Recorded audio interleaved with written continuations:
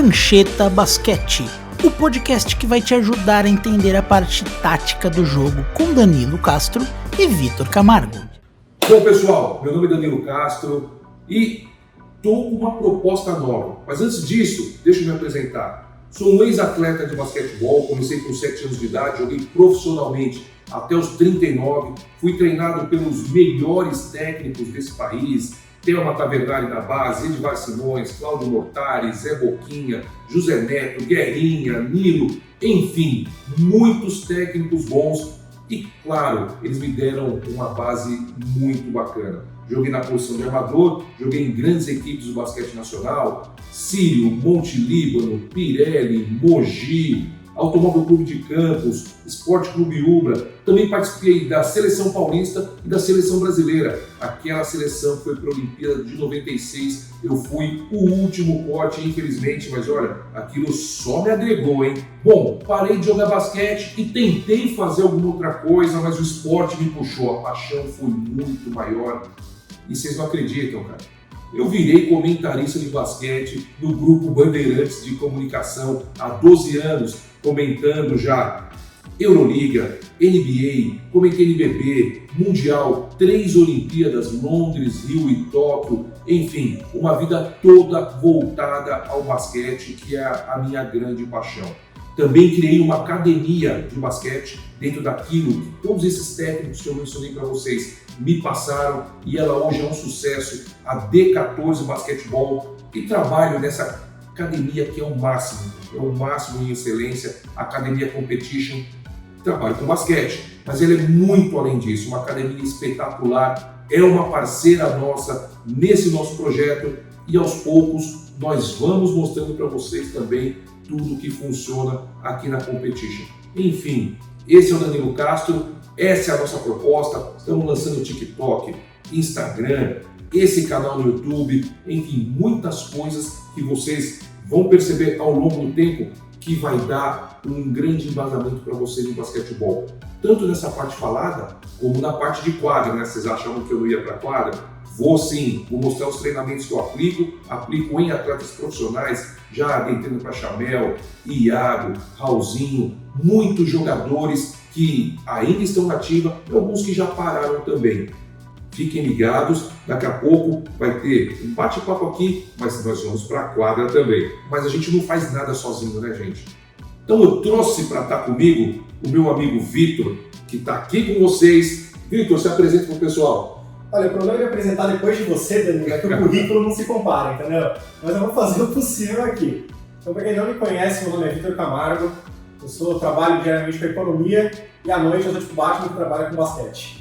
Então eu já escrevi um livro sobre basquete chamado Era de Gigantes, disponível na Amazon, nas editoras, é só procurar na internet. Gravei também um podcast com o nosso produtor, Renan Roncho, um abraço para ele, chamado Na Era do Garrafão, podcast da Central 3, que a gente explicava o basquete com ótica histórica. Então como nós chegamos, quais foram os jogadores que passaram, quais foram as rivalidades, as grandes histórias que nesses muitos anos de basquete nos ajudaram a trazer até os dias de hoje para tentar entender o presente através do passado.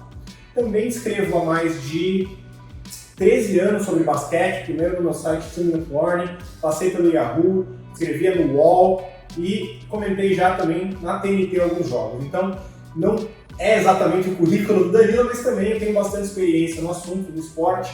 Ajudei o Ben Falk, do site Clean Glass, a traduzir o curso dele, X's and O's, os X e os Zeros do basquete para o português, você também encontra online se quiser. Então, bastante experiência, modestamente, no assunto. E agora a gente está apresentando, além de todo esse conteúdo que você tem disponível, Danilo, tutorial, treino, tudo isso no formato audiovisual, a gente está trazendo também agora o Prancheta Basquete, que é o nosso novo podcast sobre basquete, que, como o nome sugere, tenta olhar para o esporte através de um prisma um pouco mais tático, um pouco mais técnico. Não quer dizer que a gente vai passar o tempo aqui falando de flare screen o tempo todo, também não, porque a gente sabe que tem que ser uma coisa acessível.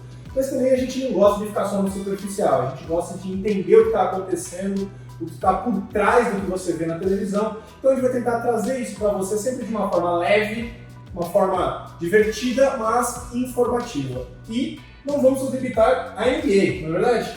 É verdade, né? O NBA está chegando aí no seu momento decisivo, um momento que todo mundo gosta, Vitor, que é o momento dos playoffs, né? E só para dar uma pimentadinha aqui, eu falei pro meu amigo Ivan Bruno, narrador da Band, começo de temporada do Lakers estava ruim, olha os caras chegando aí. O estagiário do Danilo aqui na competition tá maluco com o Lakers, o cara não pode me ver que ele já... Oi, o Lakers aí tá ganhando!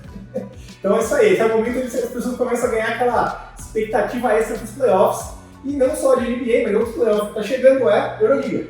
Euroliga sensacional. Olha, você não pode perder, o Band Esportes mostra ao vivo e uma cobertura sensacional, um programa de meia hora antes dos jogos, e é outra competição que está chegando ao seu final, os playoffs chegando, e a gente não tem certeza de absolutamente nada nesse momento. Vai ser sensacional, duvido muito que alguma série de playoff da Euroliga termine em 3-0. Isso aí. Também chegando naquela fase final, NBB, que também vai ser assunto do nosso podcast ocasionalmente. Assim, né? O basquete nacional, ele está na veia, foi o que eu vivi sempre na minha vida, não podia deixar de fora desse nosso projeto, o basquete nacional. Gosto muito dessa geração nova que está vindo, muitos armadores bons, armadores de qualidade, pivôs, fisicamente, jogadores em nível mundial. A gente tem aí o Bruno Caboclo, que é uma prova disso, a gente tem aquele Santos Caldeirão também, novo, reinante Franca. Enfim, a gente tem muita coisa para falar para vocês sobre o basquete nacional também. E lógico, né? Hoje, a invencibilidade de Franca. Isso aí, Franca que tá 30 vitórias, nenhuma derrota na temporada, o atual campeão vindo forte para mais um título. E não só de NBB vive o basquete nacional. A gente fala em basquete nacional, a gente está falando muito além disso. Tem o feminino, tem a base e tem a seleção brasileira, tanto a adulta como os inferiores. E você pode contar que aqui nesse podcast vão vir nomes importantes de destaque, trazendo essa visão deles e a visão muitas vezes que vai complementar a nossa visão de bastidores, visão de quem está lá dentro, né, Danilo? O que você acha que pode pintar nos próximos meses? Eu acho não, eu tenho certeza que eles vão estar acompanhando a gente. O Marcelo Souza é um cara que já está ali na minha lista de convidados, executivo da CBB. Eu quero trazer técnicos renomados como Demetrios, Elinho, Léo Figueiró, Guerrinha, técnicos renomados do basquete nacional hoje, Sandra Guidetti, Davi Pelosini, enfim, todas aquelas pessoas que fazem o basquete, inclusive os técnicos das categorias de base também, que nós vamos ter o Mundial Sub-19 daqui a pouquinho, a gente vai querer que participe com a gente aqui no nosso podcast, dando, lógico, cada um o seu ponto de vista. E não apenas, quando falamos de basquete masculino.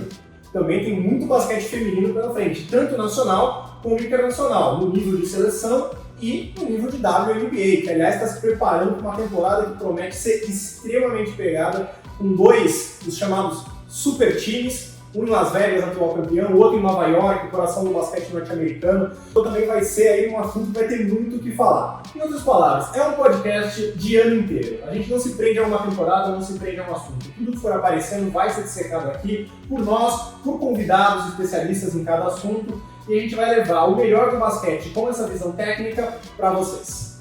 Então, não esqueça, completo, canal do YouTube do Danilo Castro, e em qualquer agregador de podcast ou no Spotify com o nome Prancheta Basquete. Bom, agora que nós nos apresentamos e apresentamos o nosso podcast, é hora de falar do tema de hoje. E o tema que a gente escolheu para falar, primeiramente, dentro de NBA é: a temporada está acabando, ainda tem muitas disputas em aberto, né? Temos disputa no Oeste, disputa no Leste, vaga de play-in, que adicionou umas 3 camadas novas de emoção no final da temporada regular. E olhando para trás, olhando para a totalidade da temporada, a gente identificou 2 times que surpreenderam positivamente, ou que pelo menos tiveram uma melhora significativa da água para o vinho da temporada passada para essa, e 2 times que fizeram a trajetória oposta, times que tiveram destaque no passado, entraram com grandes expectativas e caíram de nível esse ano. Então a gente vai entender um pouco o que aconteceu, o que a gente pode esperar desses times daqui para frente. Eu vou passar essa bucha para você, então vamos começar falando de um time que surpreendeu positivamente, que é o time que atualmente lidera a Conferência Oeste, o Denver Nuggets. Ano passado, o Denver terminou em 6º lugar, teve o MVP, Nikola Jokic, mas terminou em 6º, foi derrotado não com muitas dificuldades pelo eventual campeão Warriors nos playoffs, foi 4-1 a série. E esse ano entrou com grande expectativa e é um dos times que está correspondendo a essa expectativa com a melhor campanha do Oeste. E só pegar o número para dar o número correto aqui, atualmente com o segundo melhor saldo de pontos do Oeste. Então é um time que no Oeste, equilibrado, e com todos os times têm algumas dúvidas, alguns asteriscos, tem se destacado como um dos favoritos. Então, o que você tem olhado na temporada do Denver Nuggets que chamou sua atenção, que explica essa mudança? Bom, em primeiro lugar, para mim é um time pronto, né? Um time que já vem aí há 3 temporadas, mas com aquele núcleo junto, sabendo respeitar ali o espaço e o momento de cada um. É uma equipe que, com a aquisição do Aaron Gordon, esse cara estando mais dentro do time, do planejamento, e o Jamal Murray, que teve uma temporada fora e o tempo dele de adaptação. Vamos lembrar que o início de temporada dele não estava o Jamal Murray que ele está agora nesse momento. Então, como você disse, para mim, junto ali com o Milwaukee Bucks, o Celtics deu uma pequena oscilada, foi um pouquinho, mas voltou. Mas Milwaukee Bucks e Denver Nuggets são as 2 equipes mais regulares dessa temporada, junto, lógico, com o Sacramento Kings, que a gente deve falar daqui a pouquinho também. Sem história. Exatamente. Mas, para mim, esse núcleo junto, Nikola Jokic mantendo o nível mais alto do basquete, na corrida de MVP, na minha corrida, pelo menos, em primeiro lugar, mais uma vez, cara extremamente inteligente, solidário, joga a grande totalidade das partidas da sua equipe, poucas vezes você vê que o Jokic não jogou por ser poupado, isso faz um núcleo forte. E agora, falando da minha experiência como ex-atleta, é uma equipe que você vê jogando, é uma equipe que se gosta. Tá? Você não vê ali fofoca, de briga, de não passou a bola, todo mundo sabe que o Jokic é a estrela, o Murray é a segunda estrela, o Aaron Gordon chegou completando muito bem e tem um complemento daquilo que eu falo, um banco de reservas muito bom.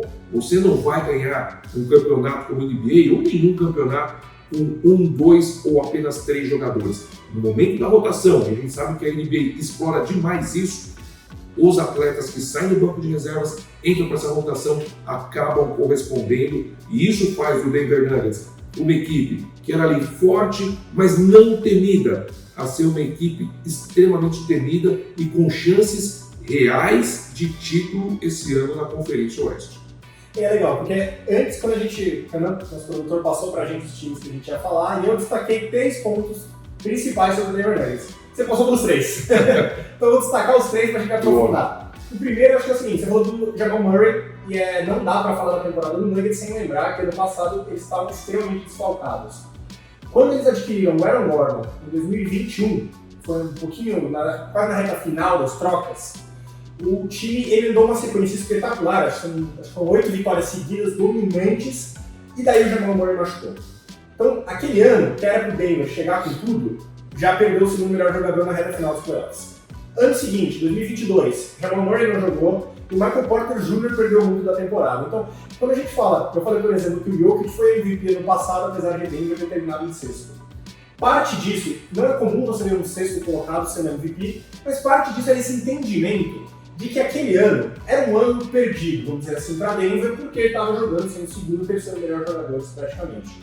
E esse ano, com a volta, esperava-se que se retomasse. Claro que o que você falou, tem aquela ferrugem que você adquire depois de um ano e meio praticamente fora, o Jamal Murray, e a gente viu isso ao longo do ano. No começo ele estava um pouco mais tímido, tinha um jogo muito bom, aí passava 3 jogos meio em branco, e agora o time está recuperando a fora. Então, essa questão da saúde é importante e casa com outra coisa que você também citou, que é a continuidade. É um time que jogava junto, a base do time jogava junto já faz algum tempo, teve experiência em playoff, jogou na bolha, teve aquela virada espetacular para cima do Clippers, e as 2 principais peças de continuidade estavam fora. E você coloca pessoas novas de fora, chegou o Bruce Brown, chegou o Caldwell Pope, eles trouxeram o Thomas Bryant para ajudar o banco agora na trade deadline. Então, você tem uma importância até você ajudar essas pessoas novas a entrar nesse entrosamento, nessa hierarquia, que você precisava dos 2 jogadores que estavam lá há mais tempo e já sabiam jogar com o Jokic, como você disse, é um cara espetacular e é um cara, não só espetacular, mas um pouco único como jogador de basquete. Não é encaixar ao redor dele, ele é fácil de um ponto de vista de, você se mexe e você está livre para receber a bola.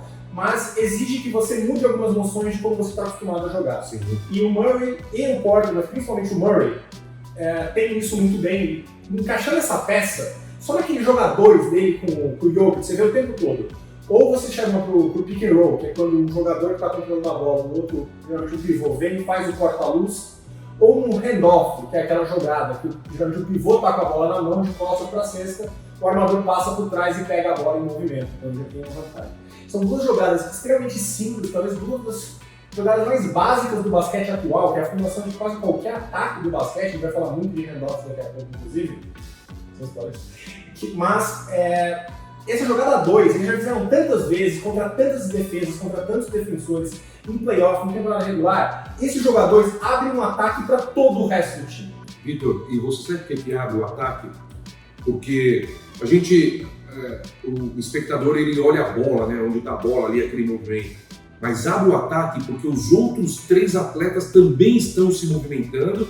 E se essa bola está na mão do pivô como o Jokic, se movimentar direitinho e sair livre, ele consegue achar o companheiro dele livre do lado fraco da defesa. O lado forte da defesa é o lado da bola, o lado fraco é o lado de ajuda. Então essa movimentação constante dos 5 atletas da equipe do Denver Nuggets é o que faz acontecer tantas vezes, porque eles são extremamente scouteados. Então essa jogada é estudada, mas os outros 3 atletas estão ali se movimentando. Outra coisa que eu queria falar do Denver, quando você tem uma trade deadline, como você falou, onde você não contrata uma grande estrela, como por exemplo o Phoenix Suns trouxe o Kevin Durant, o time vai mudar o jeito de jogar por causa do Kevin Durant. Não adianta.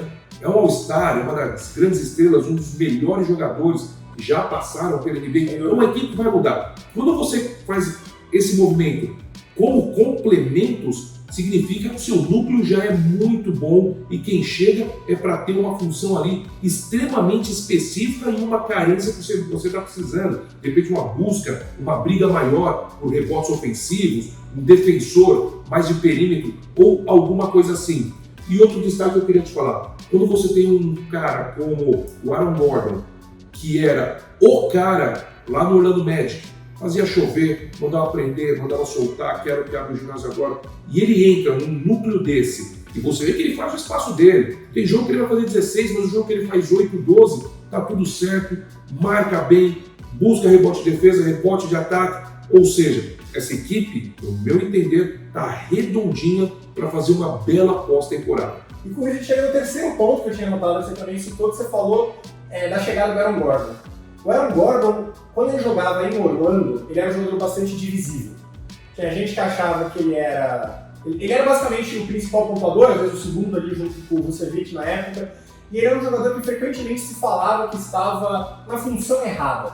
Ele tinha que assumir uma função de protagonismo, de pontuador, que não é o melhor do jogo dele, mas ele era o cara mais propício a isso.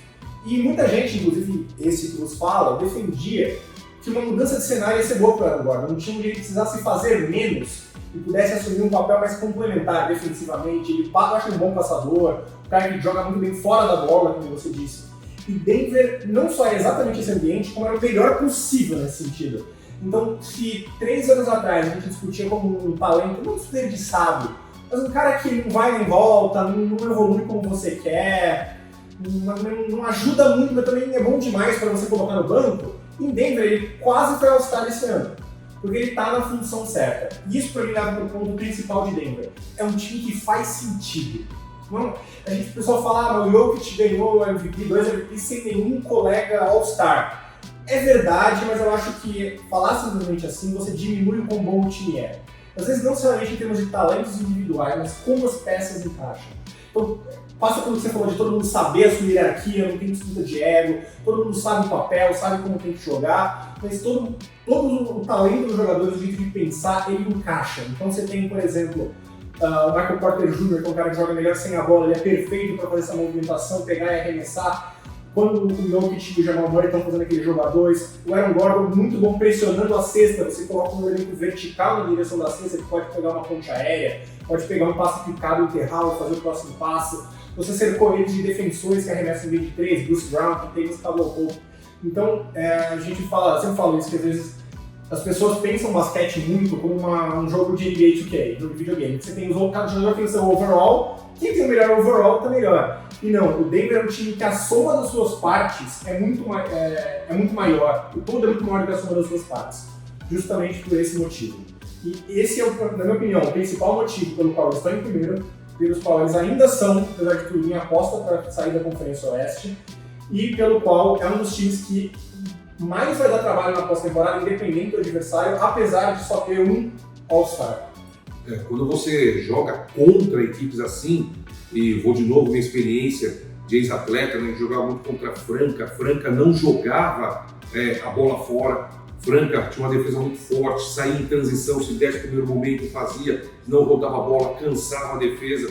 A gente vê o Denver jogar basicamente dessa maneira. É muito difícil você defender. Você falou do KCP, é um atleta que a gente fala pouco num time como esse, tem Jamal Murray, você tem o Aaron Gordon, você tem principalmente o Nicole Jokic, você tem o Porter Jr., mas ele fica ali aberto no canto e a equipe sabe que ele está lá pronto e principalmente confia em dar esse passe extra para ele, porque sabe ele em condição, equilibrado, livre, se todo mundo trabalhou, ele vai sair com alguma vantagem, ele vai matar essa bola. 42% nas bolas de 3 nessa temporada. E é uma enormidade, né? Eu costumo dizer para os meus alunos que às vezes erram 3 bolas consecutivas, ficam bravos, e aí só vai gerar o erro na quarta.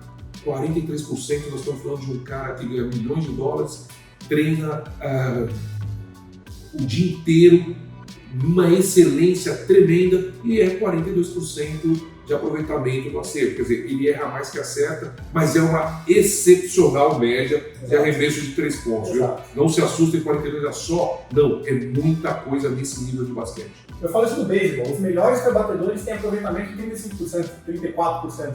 Quer dizer que você vai ter no walk, você vai errar 65% do tempo. Se você não souber lidar com esse erro, você não vai conseguir acertar a próxima. E agora, Vitor, fica até mais a gente analisando mais taticamente. Né?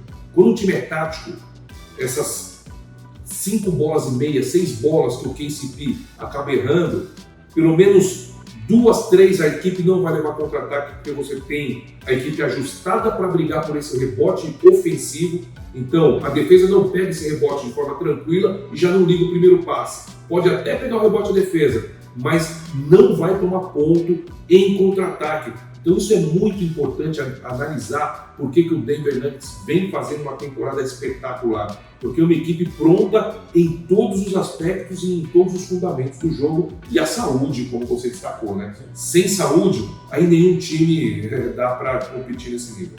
É isso aí. Então, falando de um time que está em primeiro, vamos mudar agora para um time que está. Mas você tem mais alguma consideração sobre o Denver Nuggets que você queira fazer específica? Não, para mim tá vamos perfeito. Passar para um time que estava em primeiro no passado, mas decaiu. E hoje em dia se encontra em 7º lugar da Conferência Leste, que é o Miami Heat. O Miami Heat é um time que, inclusive, não perdeu grandes peças do ano passado. O Bam Adebayo continua lá, Jimmy Butler continua lá, Kyle Lowry continua lá, embora alguns torcedores do Miami podem falar que isso não é uma coisa particularmente boa, agora eu acho que seja. Kevin Love foi para lá na linha de trocas. A grande perda dele, de certa forma, foi o PJ Tucker, que é um bom jogador, complementar, faz aquele trabalho sujo, mas não é um cara que deveria, perto desses talentos, fazer o quebrar um time. Então, ao contrário do Denver Nuggets, que você coloca a volta dos jogadores que estavam fora no passado como um motivo forte dessa subida, o Heat não tem tanto esse argumento de perder os jogadores para justificar essa queda. O que acontece, na sua opinião, começar assim, só a primeira coisa que vem na sua cabeça quando você pensa em por que o Miami Heat não está correspondendo às expectativas, talvez até o talento do seu elenco, e definitivamente não está repetindo a campanha que fez ano passado, quando foi o primeiro do West. Algumas coisas passam, inclusive, você falou de Miami Heat, a Band vai transmitir os playoffs da Conferência Leste, hein? Então, olha lá, Miami Heat vai entrar aí na TV de vocês daqui a pouquinho. Bom, eu acho que essa é uma equipe que bateu o teto ali na bolha, e foi um teto muito alto. O que o Jimmy Butler rendeu ali naquela bolha foi uma enormidade. A gente viu o Bam Adebayo também, Tyler Hero muito novinho, e o Kyle Lowry, na minha opinião, foi um armador que chegou e é um armador mais ao estilo de prende mais a bola do que solta ela rápida, e talvez a equipe estava muito acostumada com essa bola um pouco mais rápida. É uma equipe extremamente atlética, gosto demais, mas acho muito difícil que o Jimmy Butler e o Tyler Hero, por exemplo, esses dois mantivessem aquele nível de bolha, né? Foi uma equipe que realmente bateu o teto ali, Acredito que o PJ Tucker é uma grande perda, como você disse, nada também para você sair de primeiro para sétimo, mas é um defensor ali incontestável. Faz muita falta para você defender os melhores atletas das equipes adversárias.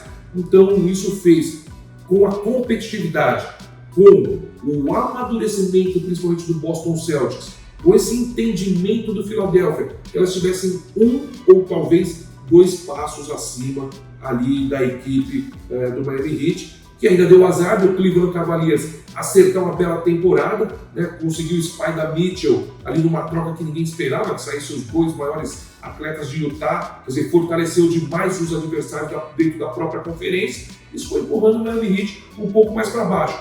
Mas é uma equipe extremamente perigosa, viu, Victor? Eu, assim, não descarto o Miami Heat em playoff. Acho que, lógico, a própria NBA tem os seus palpites para as finais, até para campeões de conferência, mas nos playoffs, acho que vai ser uma séries extremamente equilibradas pela competitividade que está na NBA hoje.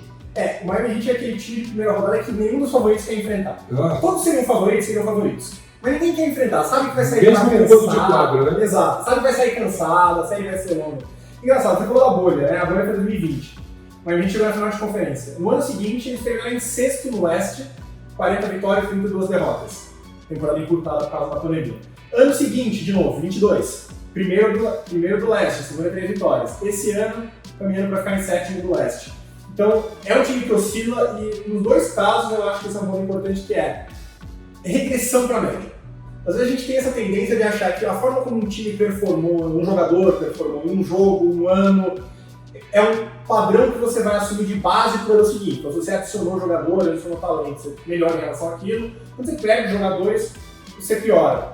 E a NBA tem uma história cheia de provas. A gente tem 2 inclusive muito interessantes esse ano. Nenhum dos 2 times entrou na nossa lista, mas só para citar de passagem.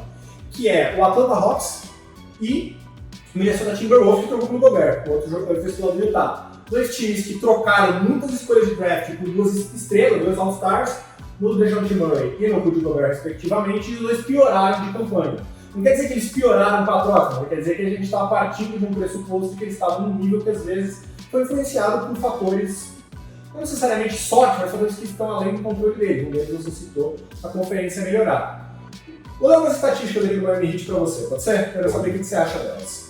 Bom, ano passado, quando eles foram em primeiro da conferência, o Heat teve a 4ª melhor defesa da NBA, tá? Mas teve o ataque que foi apenas o 12º melhor. Acima da média, mas não exatamente o que você espera de um time de elite. O técnico do Heat, Erik Spoelstra, é um cara famoso por montar boas defesas, então é um time que tinha um ataque ok e uma defesa sufocante para vencer, foi a forma deles ano passado. Esse ano, Danilo, a defesa deles caiu para ser a 9ª melhor da liga, que é bom, mas é uma queda grande para um time que se depende da defesa, e o ataque caiu para 25º da liga. Então é o 6º pior ataque da liga nessa temporada. A defesa, a gente entende o efeito PJ Tucker, né? É um cara que pegava o principal jogador de perímetro do outro time, o Jimmy Butler ficava um pouco livre para cortar a linha de passe, e o Adebayo fazendo esse papel de flutuar um pouco mais, vamos dizer assim, e faz sentido essa perda. Eu adicionaria um outro ponto, que é o time começou a usar o Adebayo de uma forma um pouco diferente esse ano. Que ano passado eles trocavam muito as jogadas que o Adebayo estava envolvido. Ele passava a marcar o jogador, que no corta-luz ele marcava o jogador que estava com a bola, e ele era um dos melhores da liga nisso, e nos playoffs a gente viu times usando isso para afastar ele da ação. Esse ano, o Miami começou a usar de uma forma um pouco mais tradicional. Não que ele não esteja fazendo a troca, mas ele não é mais um dos jogadores que mais troca. Agora ele volta pro garrafão e protege o álbum. Essa é uma mudança visivelmente pensada para os playoffs, né? Que é onde essas pequenas coisas elas vão se acumulando. Então eles querem ser um pouco mais versados desse lado da quadra. Por outro lado, pode ou não estar por trás dessa queda da defesa. Qual é a sua visão disso? Com certeza está por trás da queda da defesa.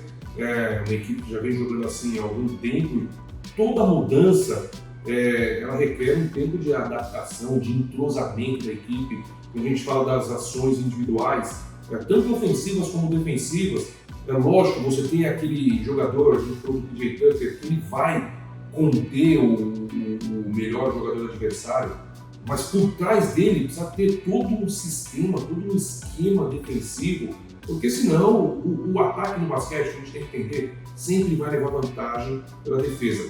A regra protege quem tem a bola, então, a gente tem que pensar assim. Então a vantagem é sempre do atacante e a defesa sempre tentando induzir esse atacante a fazer aquilo que ela quer, trazendo mais para o nosso nível.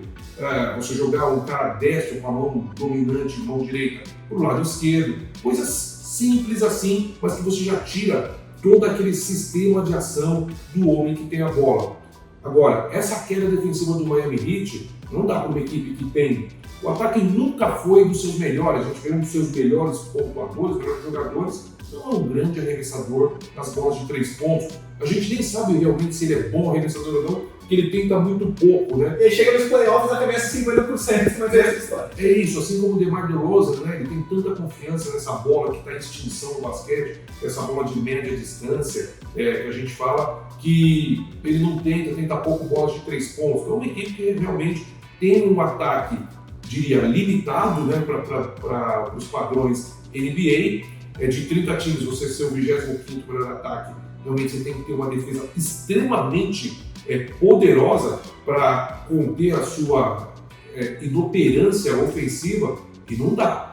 Vai afunilando, você vai começar a pegar times, vão ali, para a Conferência Leste. Se você pegar Milwaukee, Boston, Cleveland Cavaliers, são equipes que pontuam. O próprio Atlanta Hawks pontua bastante, é uma equipe que vai para cima, vai para frente. É difícil você segurar equipes como essas, e o Atlanta não é uma das melhores equipes nessa temporada. Então fica muito difícil realmente você, com essa defesa que foi mexida, conseguir o resultado que você teve nos outros anos. Agora, nós estamos falando de uma equipe que consegue se reinventar, né? Nós estamos falando de uma equipe também perigosa, por isso que eu disse que a NBA está extremamente equilibrada. O Miami Heat deve entrar nos playoffs, deve ficar ali mesmo pelo 7º lugar, vai disputar o play-in, mas deve conseguir a classificação. O grande problema é que se você terminar em 7º, você vai pegar o Boston Celtics. E hoje eu não vejo adversários nas primeiras rodadas de playoffs para Milwaukee, Boston Celtics e até o próprio Philadelphia, que vai acabar ali em 3º lugar, se conseguir muito 2º lugar. Não vejo muito. Então o Miami Heat, com essa campanha ruim, se colocou numa situação ruim, porque vai enfrentar um dos grandes favoritos ao título, seja ele Boston Celtics, seja a Philadelphia. Digamos que você pega o 7º lugar, você tem que passar por Celtics, Philadelphia e Bucks. É muito mais difícil do que você tiver que passar, por exemplo, para Milwaukee, como exemplo, você tiver que ganhar de Atlanta, Knicks, e aí só na final pegar um Celtics. Não, exatamente, né? Por isso você tem esse prêmio, e você citou essas equipes, tudo você tem na vantagem da quadra, né? Exato. Então você ainda vai no adversário, você consegue arrancar uma vitória, fica tudo ao seu feitio. Então, acredito que o Miami Heat se colocou numa situação bastante difícil, mas é uma equipe cascuda, né? Butler, Bam Adebayo, Lowry, Tyler Hero hoje já tem uma casca um pouco maior. Acho que é uma equipe bastante cascuda para playoff. Antes da gente falar do ataque do Heat, que eu acho que é onde vai estar o maior problema, entrada do Tyler Hero como titular, você acha que está associado a essa questão da defesa? Porque no passado ele era cestone, ele jogava muitos com os titulares, mas é mais fácil você esconder a defesa dele com os reservas do adversário. Agora, no time titular, isso pode ser um fator. Sim, é um fator, mas eu não digo nem tanto de esconder a defesa, né? A gente tem vários casos de atletas que não são grandes defensores, né, que são titulares em temporadas e temporadas. Acredito que ele era um ativo que poucas equipes tinham entrando como sexto homem. Então o quinto homem ali era um cara bom também. Às vezes o Duncan Robinson, que também tinha o seu valor, né, suas bolas de 3 pontos. Agora, ele como seu titular, quem entra no lugar dele? Então você mexe muito na estrutura de uma equipe, numa estrutura que está funcionando. Por isso que eu falo, esse cara de general manager da NBA, cara, que cara... Dureza, que cara difícil, porque um erro pode significar você sair de primeiro lugar para 7º, 8º, 9º. Esse é um erro, porque a gente vai falar em erro quando a gente olha depois. Sim. Fala assim, olha, a troca do Dallas pelo Porzingis foi um erro. Sim, foi, errado. Mas na época, eu achei, que muita gente achou que era uma grande troca. Então tem coisa que você faz com uma lógica, você não tem como prever o futuro. E às vezes dá errado, mas a culpa vai ser sua de qualquer jeito. Sim, ser comentarista, eu digo isso, né? Ser comentarista é a função mais fácil do basquete, né? Porque até quando você erra, você não causa grandes prejuízos. Exato. Você não vai perder o jogo. Você depois faz o meia-culpa e você também pode comentar sobre aquilo que vai acontecer, o que está acontecendo e depois o que já aconteceu. Mas que é uma profissão difícil, né? Difícil. Bem recompensada, mas difícil. Muito bem. Do ataque, vou pegar até um outro ponto que você citou que eu achei interessante, que é o seguinte: você falou que o Jimmy Butler não arremessa muitas bolas de três. Eu fui olhar os números do Miami Heat. Miami Heat é o 10º time que mais arremessa de três na liga, mas é o 4º com pior aproveitamento. O que isso me diz? Então, tá muito fácil para os adversários de Miami direcionarem essas bolas para os jogadores que eles querem que arremesse, que Miami não quer que arremesse, e congestiona ali no meio, que é onde o Adebayo e o Jimmy Butler fazem a sua vida. Não que, por exemplo, o Gabe Vincent pode ser um arremessador de 3 melhor do que o Jimmy Butler ou do que o Adebayo. Mas quando a bola está na mão do Jimmy Butler, tem muito mais possibilidade quando ela está na mão do Gabe Vincent. Então, o Gabe Vincent vai arremessar, o Kyle Lowry vai arremessar. E isso, a contrapartida é que você estrangula ali o meio, estrangula o garrafão. Um time que tem dificuldade para conseguir esses pontos mais fáceis, vamos dizer assim. E eu acho que isso está ligado com essa questão das bolas de 3, mas eu acho que a bola de 3 nesse caso é mais o sintoma do que a causa. Arremesso contestado flutua demais. Às vezes você vai acertar 60%, às vezes você vai arremessar 20%. Claro que os grandes craques, o Durant, esses caras, eles conseguem, o Kyrie, o cara que é muito bom nesse tipo de situação, eles conseguem manter uma média melhor. Mas quando o seu time depende muito ofensivamente disso, você tende a flutuar muito. Olha só, sabe qual é o terceiro time que menos... Você vai saber qual que é o Calamite? É o terceiro time que menos dá arremesso na área restrita. Do lado, no círculo central, no círculo embaixo do aro. Então, arremesso perto do aro é o terceiro time que menos dá arremesso. No ataque, 16º que mais dá arremesso no meio distância. Então, é um time que depende muito de arremessos difíceis. Quando eles caem, ótimo.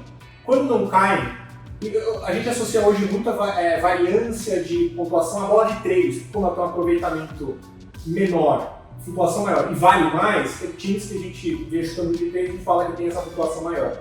No caso do Miami Heat, é justamente essa capacidade ou não de acertar arremessos contestados. E até o melhor arremessador contestado, o Durant, vai acertar esse arremesso 50%, 55% das vezes. Não dá pra você montar um ataque só em torno disso. Isso tem que ser uma arma do seu ataque. Puxa, tá acabando o relógio. 55%, 50%, maravilhoso. Comecei a posse de bola, 55% não é o melhor arremesso que você vai conseguir. Eu consegui arremesso de 60% perto do aro, com uma bola de 3 de 40%, 35%. Então, eu acho que essas duas coisas se compõem muito. E a gente vê esse estrangulamento no ataque do Miami Heat também. É um ataque que dependia um pouco de pontos de transição no passado. O melhor momento deles no ataque no passado era quando o Kyle Lowry pegava aquela bola e soltava em transição, fazia aquele espaço, ele é muito bom nesse espaço, né, de peito, basicamente, assim, acelerava o ritmo. Eles não estão conseguindo isso com tanta facilidade, em parte porque estão um pouco piores na defesa, então tem menos rebote, menos turnovers forçados. Então, é interessante isso, como vir uma bola de neve. O melhor jeito de você ter um bom ataque é ter uma boa defesa. O melhor jeito de ter uma boa defesa é ter um bom ataque. Mas ele piorou num e eu sinto esse efeito dominante. Não, oscilou bastante, e quando você diz que o Durant 55% de 3 pontos, e nem chega. É que nem chega, né? Então, você imagina outros jogadores, esse arremesso contestado realmente é um arremesso difícil. É um arremesso que, quando errado, ele gera 80% das vezes a transição adversária e a sua defesa, aquilo que você falou foi perfeito, a sua defesa vai estar desposicionada. Então, é uma equipe que, às vezes, você mexe num ponto e você acaba quebrando toda uma engrenagem. Eu acredito que foi isso que aconteceu com o Miami Heat. É uma equipe muito forte, até por isso se mantém ali na zona de classificação e vai se manter. Agora, para título de conferência, que é onde ela estava colocada 2 temporadas atrás, ficou difícil, ficou um pouquinho para trás. Você falou desse negócio do Durant, dos 55%. Eu lembro que teve uma discussão muito legal do Zach Lowe, americano, que estava falando sobre o Kyrie Irving, e eu já vou fazer a transição para o próximo time. Então, só para começar por esse ponto. O Kyrie Irving ele é muito bom em pegar aquele arremesso assim, aquele arremesso que falta 5 segundos no relógio, o defensor está em você, você tem que driblar e arremessar. Um cara normal acerta esse arremesso 30% do tempo. Kyrie Irving acerta esse arremesso 45% do tempo. É uma habilidade muito valiosa. Mas se você está sempre dando esse arremesso de 45%, você está prejudicando o ataque do seu time. Isso me leva ao próximo time que eu vou falar, que é o Dallas Mavericks, que terminou em quarto na temporada na Conferência Oeste ano passado, foi finalista de conferência no desbancado Phoenix Suns, dono da melhor campanha da liga, e agora está fora da zona de play-in, não é de playoff, está fora, possivelmente fora dos playoffs. A gente está gravando aí com um dia de atraso, então pode ter alguma defasagem, mas na melhor das hipóteses vai classificar ali em 10º para o play-in, vai ficar até de fora dos playoffs. Então é um time que teve uma perda significativa no Jalen Brunson, que era, na minha opinião, o segundo melhor jogador do time. Trouxe uma outra peça, trocou uma escolha de primeira rodada pelo Christian Wood, por exemplo. Estava se mantendo ali em cima da água, quinto lugar, quarto lugar. Tentou, aí viu que o time estava um pouco abaixo do ano passado, tentou fazer o grande movimento, trocou pelo Kyrie Irving no limite de trocas e tem sido um grande desastre. Tem mais do que o dobro de derrotas do que vitórias desde então. Então, atualmente, nessa primeiro colocado, a temporada vindo do inferno do Dallas Mavericks.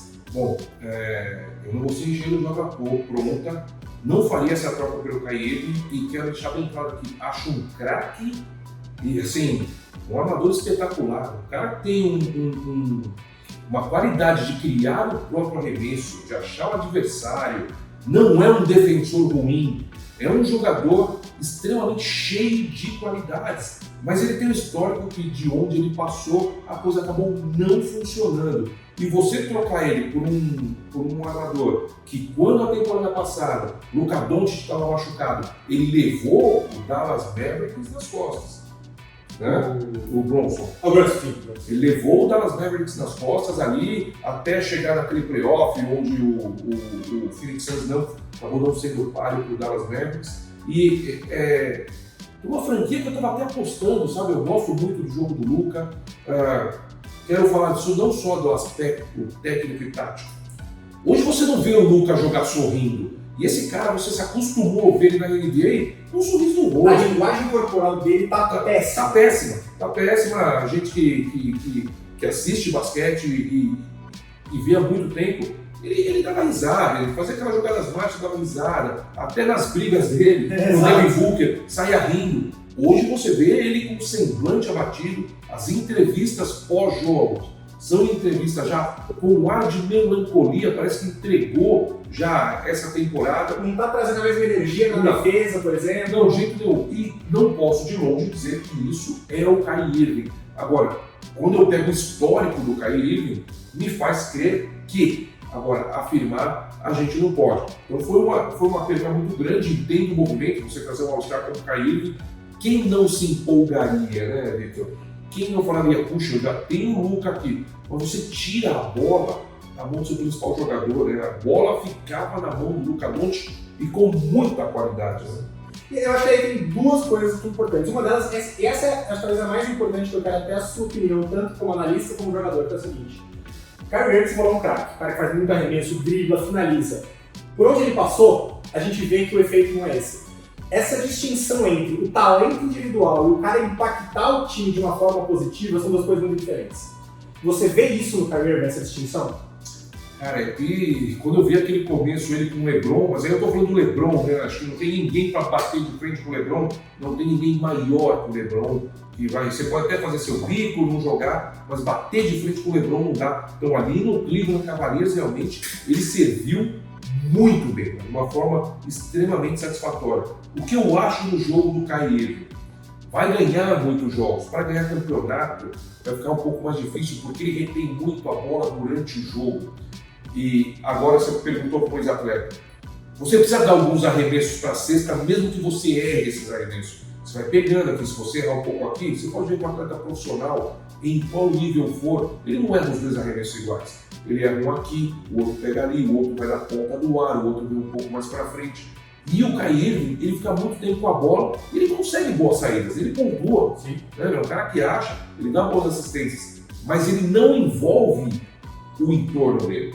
Então chega no final do jogo, que ele está um pouco mais cansado, a bola de repente vai ser descartada ali para o canto para a zona morta, o cara não pegou na bola, o cara vai chutar aquela bola, mas sem referência. Então acaba indo. Então esses últimos 3, 4 minutos acabam sendo terríveis, porque a defesa vai fechar no Kyrie Irving, que já está cansado porque ele chama o jogo, ele tem que marcar, porque todos os armadores da liga são muito bons, e aí a equipe acaba sucumbindo. Eu acho que é um pouco mais simples da gente analisar, mas falar, você traria o Kyrie, dependendo do time, sim. No Dallas Mavericks, eu não teria feito isso muito bem. Eu acho que é aquela coisa assim, se você coloca na quadra de basquete sozinho para fazer drills, fazer arremessos, fazer como se fosse aqueles testes antes do draft, se você coloca o Jalen Brunson e o Kyrie Irving, assim, cara, o Kyrie Irving é outro nível, assim, capacidade de drible, finalização e arremesso. Mas você coloca no time, a impressão que eu tenho é que o Jalen Brunson fazia mais coisas que ajudavam o time a ganhar do que o Kyrie. Então, assim, ele era melhor na defesa, apesar da altura. Eu acho ele um passador, não que o Kyrie Irving seja um passador ruim, quando ele quer ser, ele é um bom criador e passador. Eu acho que o Brunson, ele tem uma fluidez melhor, ele solta a bola um pouco mais rápido, ele é disposto a ser operário. Exato. Né? Você não vai pedir para o Kyrie Irving ser um operário hoje em dia. Se bem que, né, eu falei que eu não faria, agora eu vou falar o que eu faria e teria dado errado. Né? Eu teria levado o Kyrie Irving para o Lakers por conta do LeBron. Mas o Russell chegou lá e ajustou essa equipe. Então você vê que como é difícil você ser um general manager. Pro Dallas eu não levaria. Mas quando começou aquele negócio, eu acho que ele vai pro Lakers. Eu falei que eu pegava na hora.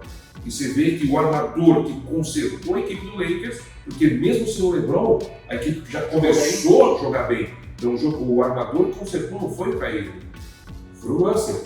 Então a gente erra, a gente acerta, lógico, todo mundo tá ali para realmente fazer isso, mas a equipe do Dallas perdeu demais e perdeu uma chance de ouro, porque eu vejo equipes que vêm subindo, o Dallas está no oeste, você tem ali o Memphis Grizzlies muito bem, você tem o nosso próximo papo muito bem, e são equipes que fazem 3, 4 anos, fora o Denver, que os caras são novos também, né? Os caras já bateram 30 anos ainda, então tem mais 3, 4 anos aí de luta intensa, ou o Mark Cuban consegue fazer um entorno melhor em cima do Luka Doncic, ou vai ficar batendo na trave sempre, até porque o Phoenix Suns também deve Booker não é dos mais velhos, não. São poucas mexidas ali, exatamente, poucas mexidas ali que vão acontecer, o CP3, talvez o Durant, mas são mexidas que você consegue recompor. Então é muito difícil de o Dallas conseguir, com esse elenco que está sem grandes mexidas, conseguir o sonho que é formar um núcleo bom em torno do Luka. A gente sabe que com o físico do Luka, ele não vai ter a longevidade do LeBron, né? Então ele tem que ganhar enquanto é jovem. Eu acho que isso, o que eu falei sobre o Kyrie, concordo com tudo, eu falei sobre o Kyrie é o seguinte, o time tá uma desgraça desde que o Kyrie chegou, horrível. Eu não acho que é por causa do Kyrie, eu acho que o Kyrie ele é o sintoma e não a causa do problema. Porque você vem desde lá de trás, você não conseguiu montar o elenco da forma que devia. Você acelerou um pouquinho mais, porque o Luka já era muito bom, muito novo, você acelerou, se prendeu em alguns jogadores. Troca do Porzingis, teria feito na época, achei boa na época, deu errado, paciência, se mexeu. Aí, você poderia ter assinado com o Brunson por 50, você poderia ter estendido ele um ano para tornar o frente restrito, não fez. Tu tinha a chance de assinar ele com um contrato de 54 milhões, não quis. Aí ofereceu 80 pro melhor free agent, quis ir pro Knicks. Então perdeu o cara basicamente por nada. Troca do Christian Wood, entendo a troca, também tá dando errado. Trouxe o Jason Kidd, que é um cara que o histórico dele nos outros lugares como técnico foi primeiro ano bom, depois fiasco. Então não é um cara que eu teria trazido. Então você vai compondo erro com erro, quando você acha aquela coisa assim, vai tapar um buraco, você abre outro. E eu acho que é isso que o time foi fazendo. Então trouxe o Kyrie, na época eu falei, né, pela troca, eu falei assim, eu acho que o Dallas é o time que vai olhar, do ponto de vista teórico, faz todo sentido trocar pelo Kyrie. Você vê uma segunda estrela, você vê um cara que arremesse bem, um cara que compõe o ataque. No papel faz todo sentido. Na prática eu acho que vai ser um fiasco. E foi. Mas eu acho que o Kyrie, ele nunca vai ser a segunda estrela, ele vai sempre ser a primeira estrela. E esse é o problema. Então, mas esse é o problema. Ele vai chegar num lugar onde você tem o Luka Doncic e falar, ele não vai falar, mas ele vai agir como ele é a primeira estrela. Ele não vai se contentar em ser a segunda estrela. Esse é o problema. Por que o Milwaukee Bucks dá tão certo? Porque o Chris Middleton não quer bater de frente com o Giannis. Ele sabe. O Jamal Murray não quer o lugar do Jokic. Ele sabe que ele é a segunda e o Jokic sabe que sem ele não vence. Ou não teve aquela conversa do Boston Celtics que o Jaylen Brown ia ser trocado e o Tatum falou, não, o sucesso passa por ele. Segura o Robin. Exatamente, você precisa desses caras. E eu acho que o Kyrie vai chegar em times assim, mas ele não vai querer ou não vai aceitar ser o segundo, ou vai ter atitudes de primeiro. A bola é do Luka. O Kyrie, se ele pega essa bola no momento final de ataque, para usar 3 dribles e jogar 1 contra 1, Jesus, ele ia ser um cara imarcável, mas ele traz a bola também como o Luka, dribla e realmente cria o próprio arremesso. E o Luka, você lembra no início que eles chegaram? Uma bola que ficou, chuta você, chuta eu, chuta você, chuta eu, chuta você, chuta eu, alguém jogou a bola para cima. Então uma equipe que não sabe, tudo aquilo que a gente falou do Denver, das outras, ela não sabe. É o oposto da base. Exatamente. Eles não sabem o papel de cada um dentro do elenco. E aí o Jason Kidd pode ter uma grande culpa, embora seja muito difícil, né? Você fala, é você que vai bater o pênalti, você é o segundo. É difícil. Mas pode ser culpa do Jason Kidd de não ter já designado. Quem manda é o Luka, você é o segundo. E pra deixar claro, eu não tô falando que o Perry jogando mal, tá? De jeito nenhum, ele não joga mal. Esse é o pior. A questão é justamente, é muito mais sutil do que isso, porque essa é a combinação do nível de time. E eu vou dar um exemplo de novo, porque não tem como fugir dessa comparação do Kyrie e do Brunson. É assim, eu não sei se isso é uma parte exatamente mental do jogo, mas você tinha um entrosamento ali do Luka com o Brunson, que ele eleva um time. É aquela coisa que eu estava falando do Jamal Murray com o Jokic. Você faz a primeira jogada, você faz o passe, um time fez a blitz no Luka. Blitz é quando manda 2 defensores para cima de um jogador, faz a dobra. A dobra quando o cara tá com a bola, batendo bola, e obriga ele a soltar a bola. Você cria uma situação de 4 do ataque contra 3 da defesa, mas você tirou o Luka, a bola não tá mais com o Luka. Você solta aquilo pro Brunson, o Brunson, ele sabe exatamente onde ficar para receber o passe que o Luka vai achar, onde está todo o resto do time, então ele vai dar sequência, ele vai pegar essa vantagem de 4 contra 3 e vai aproveitar. O Kyrie, ele é capaz de fazer isso em certo nível, mas ele não tem essa mesma química, ele pode ser uma questão de inteligência de jogo, ele pensar no mesmo nível, pode ser uma questão de tempo de jogo junto, né? O Brunson e o Luka jogaram 3 anos juntos, então você desenvolve isso ao longo do tempo também, assim como eu falei do Murray e do Jokic, e o Kyrie não tem isso, não é tanta característica do jogo dele, por outro lado, porque assim, ele recebe a bola, ele vai procurar a cesta. Aí ele vai bater 2 vezes para criar uma vantagem.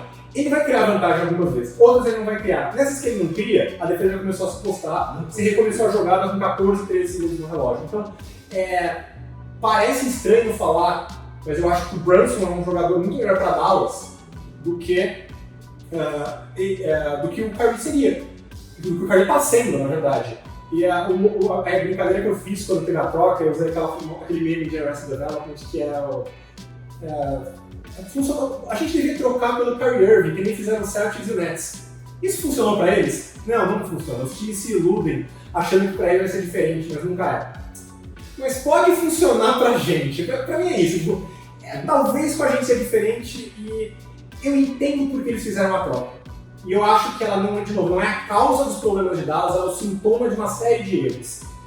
Mas, de outra forma, eu acho ela emblemática de como o Dallas não está conseguindo pensar basquete na hora de montar esse time ao redor do Luka, e ao invés disso está pensando em nomes, que é um erro muito antigo do Mark Cuban. E talvez o Jason Kidd como técnico, que foi um monstro como jogador, quem não acompanhou a carreira desse cara, por favor, procure aí no YouTube. Esse cara foi um craque, nível do Steve Nash, desses armadores extremamente inteligentes. E é um cara muito admirado pela nova geração, então é um cara que carrega esse peso com os jogadores. Mas talvez ele não tenha o tamanho ainda como técnico para peitar o que o Spoelstra de repente faz no Miami Heat, de chegar e bater o pé e falar, não, eu não quero isso, eu quero aquilo. E aí não estou falando do Kyrie, pode ser até dos jogadores mais ali do segundo escalão. Tim Hardaway, Christian Wood está tendo muito problema com ele, por exemplo. Talvez ele ainda não tenha esse tamanho para bater lá no front office e falar, não, isso aqui eu não quero desse jeito. Existem técnicos que podem fazer isso, existem técnicos que nós sabemos que não podem fazer isso. Talvez seja o caso ainda do Jason Kidd. Você viu que o Steve Nash foi um cracaço, teve que passar no Brooklyn Nets até cair. Caiu. Para ser justo, eu acho que nunca teve chance de dar certo ali, a situação estava. Não. Ali podia ser quem fosse. Podia ser o Zen Master, o Phil tanto é que, e eu falo, né, as pessoas elas fazem o estrago e depois vão embora. Né? Acabou sobrando, no final das contas, está todo mundo empregado para o Steve Nash aí.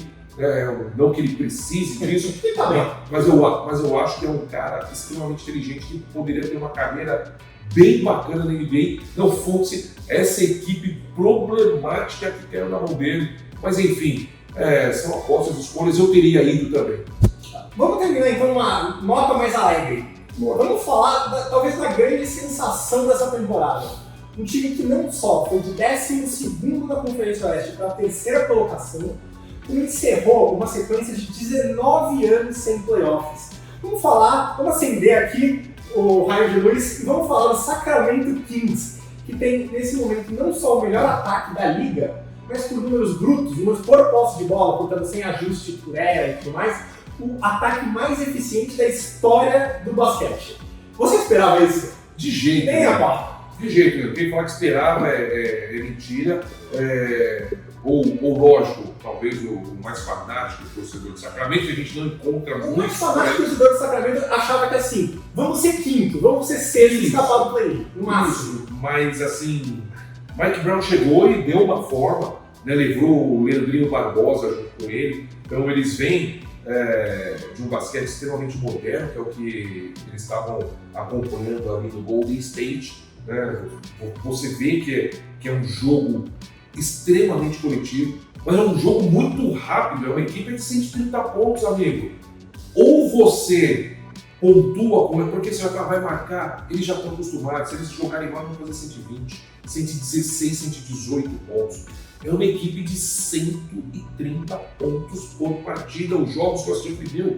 O que é isso aí? Então arremessa com muita qualidade, muito rápido, jogadores jovens, uma mentalidade muito bacana. Você vê a outra daquelas equipes, você vê que começa a temporada ali, quinta força, sexta força, e eles vão começando a ver que dá, e flui, e respeita o melhor momento de um, do outro, do Domantas Sabonis, que sempre foi um pivô em Indiana muito bom. Parece que ali chegou e pôs a camisa, vestiu, é dominante, é importantíssimo ali naquele núcleo. Enfim, é uma equipe que joga bastante basquete. Agora, deixa eu falar uma coisa aqui, dar uma brasileirada.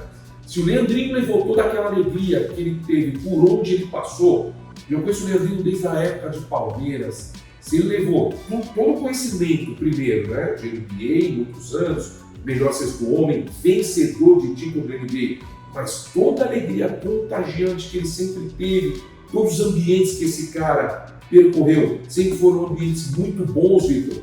Você pode ter certeza que o caminho está aberto ali para o sucesso, e quando a gente fala sucesso de NBA, não é sucesso de uma temporada. É a equipe que vem para 2, 3, 4 temporadas jogando no mais alto nível. A gente sabe que ele veio assim, né, ela premia ali uns 3, 4 anos dos seus melhores atletas jogando em alto nível e poucas correções para precisar dessa equipe. Agora, difícil você fazer ajuste em uma defesa com um ataque tão solto e tão equilibrado, né? Vem bola de armador, vem bola de ala, vem bola de pivô, vem bola dentro, fora, jogadas de pique, muito rápido, muita aceleração, não tem muita negociação com o ataque, não. Chegou equilibrado, a ordem você percebe, parte para cima e pontua, amigo. Quer ganhar de mim? Tem um ataque para mais de 130, a gente sabe que não é fácil. E é interessante, porque eles estão nos melhores times da liga em pontos de transição. A gente sabe que o De'Aaron Fox é um armador muito rápido, ele é muito bom em pegar essa bola, sair na correria e pontuar e criar aquela situação, pelo menos criar aquela situação de caos que a defesa está se arrumando e você aproveita para pontuar. Dito isso, eu vejo muita gente falando, até já falei acho que algumas vezes, e tem uma certa verdade que é assim, olha, nos playoffs, esses pontos dão uma secada. Sim. O ritmo é um pouco mais lento, as defesas ficam um pouco mais ligadas. O respeito, né? Você sabe que não é você perder um jogo da temporada regular, não, que de repente você perde. Você sabe que se você perder um jogo do playoff, de repente você mudou ou jogou por água abaixo todo ano. Você acha que o Sacramento não quer chegar na semifinal? E você joga 4 vezes a 7 vezes contra o mesmo adversário, você tem mais tempo para pegar essas manhas e armar esquemas específicos. Agora, a discussão que eu achei realmente interessante é que o Sacramento também tem o melhor ataque de meia quadra da liga. Então não é só correria. Quando você precisa parar, eles sabem jogar na meia quadra, e aí eu preciso falar, você falou dele, mas eu preciso trazer de volta, o Domantas Sabonis, que está com média de 7 assistências por jogo. Só 2 pivôs na história tiveram média de 7 assistências por jogo. Wilt Chamberlain, Nikola Jokic, que está com 10. Assim. Mas, enfim. Quando ele veio para o draft, né, o recrutamento universitário, e quando o jogador sai do universitário e vai para o NBA, eu lembro que eu gostava muito do Sabonis e a principal coisa que eu gostava dele era a capacidade de passe. Primeiro ano, calouro, Oklahoma City com o Westbrook segurando a bola o jogo inteiro, nunca ia aparecer essa habilidade. Foi para foi para Indiana, você começou a ver mais. Ele dava mostras, teve temporada com 6 assistências, 5 assistências. Especialmente quando ele jogava de pivô, né, quando o Miles Turner estava machucado, ele mostrava isso. Esse ano ele parece ter levado a um novo patamar. E o que é legal, e eu acho que é um grande mérito do Mike Brown e dos seus técnicos ofensivos, é que eles perceberam que a melhor forma de jogar na meia quadra era justamente ao redor do passe dos Sabonis. Então, a grande maioria das respostas começa com os Sabonis recebendo a bola no topo do garrafão, ali na cabeça do garrafão, e a jogada que eles mais usam, e eu vou subir no canal do Danilo um vídeo explicativo dessa jogada, então fica aí a dica, entre no canal do Danilo no YouTube, Danilo Castro, e procure esse tutorial da jogada, que é o handoff. Já falei mais cedo, aquela jogada onde o pivô geralmente está com a bola, geralmente costas para a cesta. Quem está me vendo no vídeo está vendo eu fazendo os movimentos aqui. E geralmente o armador, uma ala passa por trás e pega a bola na mão dele. Grandes vantagens. Primeiro, o jogador que pega a bola pega em velocidade. E a segunda vantagem é, como você está escondendo a bola do defensor, que está acompanhando quem está correndo, esse jogador não sabe se a bola vai ser passada para o armador ou se vai ficar com ele. E o que acontece? O Sabonis é muito bom em tomar essa decisão numa fração de segundos. Eu dou a bola pro De'Aaron Fox, pro Malik Monk, pro Porter, que está jogando muito bem lá, eu seguro, espero a defesa reagir ao que ele acha que é o passe. E a outra jogada vai abrir, ou eu seguro a bola, vou pra cesta e tenta me parar agora. Tá atrás de mim. E a outra equipe, como você disse, para velocidade, né? Tanto de transição como de meia quadra, que os outros 3 atletas também estão se movimentando. Você não vê jogador parado. E é terrível você defender a equipe assim. Você não descansa em nenhum segundo na defesa. Então, você está do lado fraco, mas o homem está movimentando, você tem que movimentar junto. O Sacramento é o 8º time que mais percorre distância no ataque da liga. Exatamente, né? Então, é uma equipe muito difícil de ser defendida. O Sabonis, primeiro, o pedigree desse cara você pode falar. Eu cheguei a jogar com o pai dele. O pai dele jogava no Real Madrid, e se não jogasse no Real Madrid, nesse torneio que eu disputei, a União Soviética estava lá e jogaria pela União Soviética. Era um jogador monstruoso, uma visão de quadra, então é um filho que cresceu vendo o pai, ou se não viu o pai jogar, pelo menos viu os lances do pai, e foi para a quadra, né? O ambiente, ele desenvolveu toda essa técnica que é da... O Jokic tem muito, que é você, quando você pegar a bola, primeira ação, não é botar ela no chão. Pegou a bola, levanta a cabeça. Uma olhada para o lado, você já viu exatamente o que está acontecendo, e é para isso que se treina. Né? Você viu a movimentação, você sabe que o cara não vai para ali, ele vai para lá. Então, às vezes, você joga a bola até sem saber, você sabe que seu companheiro está lá. Esse entrosamento é importantíssimo, e esse é o sucesso, ou um dos sucessos, né, apenas um, do Sacramento Kings dessa temporada. Eu acredito falar isso simplificando, mas basicamente é um monte de 2 cabeças. Na transição, você tem um dos armadores mais rápidos da liga puxando contra-ataque. Na meia quadra, você tem um dos melhores pivôs passadores, os melhores pivôs da liga, ponto. Então é muito difícil, de novo, vou subir o tutorial com um vídeo de handoff dos Sabonis especificamente, para ilustrar bem esse ponto. Jokic é muito bom nisso, Adebayo, todos esses pivôs que são muito bons passadores, fazem essa jogada. Mas o nível que o Sabonis levou isso é um nível completamente diferente. Eu vi lá, o maior número de handoffs em um jogo da temporada de um jogador, do top 10, o Sabonis tem 9. Ele está quebrando o recorde de mais handoffs em um jogo por mais de 2 a mais que você tem colocado por jogo. Então assim, é uma jogada muito simples e para mim, às vezes, esses conseguem ser primeiros ataques. É uma jogada muito simples e tem tanta, não só tanta proficiência nela, mas variações ao redor dela por movimentação. Você tem um jogador na zona morta, um arremessador, que nem o Horton. Você sabe que a defesa tem que ficar de olho. Vem um segundo jogador, enquanto o Sabonis está fazendo a jogada dele, vem o segundo jogador e faz um corta-luz pro Huerter. Agora o Huerter está em velocidade para longe do defensor, o defensor está atrasado. Isso obriga não só, nesse momento só dá a opção de passe para o Sabonis, mas obriga a defesa a reagir, o Sabonis lê isso e consegue fazer um passe. Parece, obviamente, falando mais fácil do que é de verdade. Mas o fato do Sabonis conseguir fazer isso no nível tão alto é o que está conduzindo essa campanha do Sacramento Kings. Mas eu queria fazer uma adendo, essa mania aí de pegar a bola, em vez de botar no chão, levanta a bola, levanta a cabeça e procura, sabe o que faz muito? Danilo Castro jogando basquete. Toda vez que a gente joga, ele faz isso, Quando você joga, você quer botar a bola e sair correndo. Falando um pouco mais Sacramento, né? Você vê como uma equipe boa, que respeita os pontos fortes de cada atleta, como ela potencializa certos nomes. Olha quantas vezes você falou o nome do Huerter.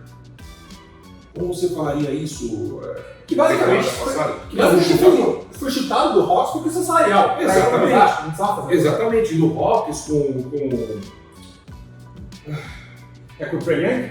E no Hawks com o Trae Young segurando a bola, a gente segura, ele tinha ali o aproveitamento de média, mas não era igual é no Sacramento. Você vê, Sabonis, Huerter, é uma equipe montada e aí a gente vai dar o acerto pro General Manager. Lógico. Né? É uma equipe montada do jeito que o Mike Brown deve ter pedido, do jeito que ele gosta realmente de fazer o jogo das suas equipes, do jeito que ele gosta de jogar, e deu extremamente certo, porque além de tudo o ambiente é bom. O ambiente é bom, amigos, aqui de novo como mês atrás, a bola fica mais leve, essa bola cai. Você tem confiança no passe. Confiança no passe é tudo, né? O passe sai bom, você não liga se essa bola você achou que é sua, mas ela foi para lá, porque ali também tinha um jogador livre. Você não tem ciumeira, você percebe que a equipe joga e se diverte em quadra. 130 pontos, é um basquete muito bacana de ver. Nós transmitimos na Band o jogo do Sacramento e eu fiquei muito impressionado positivamente com o que eu vi da movimentação dessa equipe, mas um ataque fluindo de uma maneira assim, difícil bater os caras. Lógico, playoff é outra história. Pode de repente pegar um Lakers e perder? Pode, porque nós estamos falando de time que tem Anthony Davis e LeBron James. Mas que não é fácil, não é fácil. Agora eu vou jogar um pouquinho de água no chope, isso é um pouco chato, porque tem que ser chato no meu trabalho. Primeiro, o Kings é talvez um dos times mais saudáveis da temporada até agora. Sim. Então isso ajuda muito. A gente viu isso com o Suns ano passado, né? Ou retrasado no ano agora. Qual foi que eles foram o time mais saudável da liga? Isso ajuda. E nos playoffs, em teoria, ou tá todo mundo saudável, ou tá todo mundo como vai estar. Então tem aquele negócio de estamos esperando tal jogador. Já fez os ajustes, então eu acho que isso é uma vantagem que vai dar uma diminuída. E aí eu acho que o outro ponto o ataque deles é o melhor da liga, mais recente da história da liga, melhor na minha quadra, não tem nada de errado que você achar com esse ataque. A defesa é a 7ª pior da liga. Você acha que nos playoffs, isso não serve de uma sentença de morte, mas é um dos motivos pelos quais as pessoas ainda não confiam no Sacramento Kings em termos de playoffs? Veja bem, Vitor, tem dois aspectos, tá, quando você analisa números de ataque e defesa. Quando você tem um ataque ruim, porque ele trabalha, vamos pôr basquete FIBA para fazer um comparativo, que ele trabalha os 24 segundos, você tem menos posse de bola, naturalmente você vai ter uma menos cesta e às vezes as pessoas põem isso na conta da sua boa defesa. Tem menos posse de bola, tá? Você atacou com segurança, às vezes a bola vai sair da lateral e você volta com a sua defesa. Quando você tem um ataque para 130, que eles chegam chutando, essa bola bate no ar, volta ao mundo adversário. Só um detalhe importante que esses números são por posse de bola.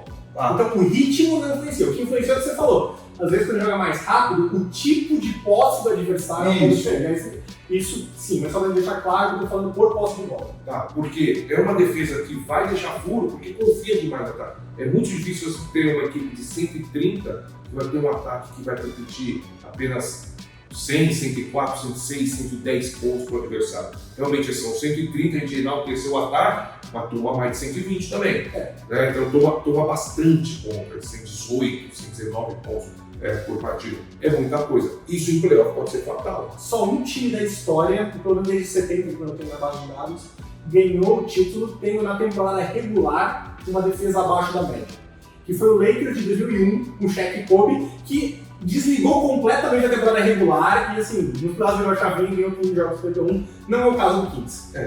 Então eles estão lutando um pouco contra a história, mas o ataque deles também está num nível muito alto e isso é o que dá esperança.